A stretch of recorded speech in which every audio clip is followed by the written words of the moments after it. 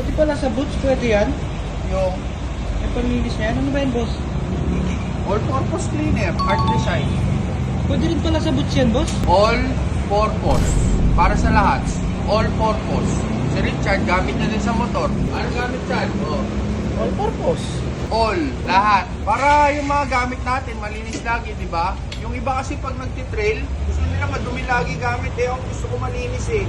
Ayan o, never na nagputing-puti yan. Pero hindi nagmamantsahan yan kasi laging alaga sa all-purpose cleaner. Hindi lang para sa kotse, para na rin sa boots, para sa motor, para sa lahat. Gusto mo sa mukha mo, para kuminis eh. Kailangan mo lang talaga ng konting tiyaga para may nilaga. Linis muna tayong boots. Kasi nakakahiya naman kay Apo Richard, nililinisan na yung mga motor.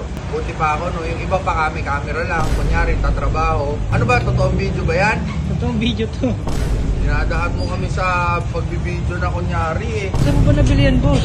Yan lang, sa kung saan nyo makikita, dito sa baba. Basta sisiguraduhin nyo na kahit video ko to, profile ko yung nagpo-post ha. Dami kasi kumakalat yung nagamit lang yung mga video ko eh. Tapos bebenta, peke.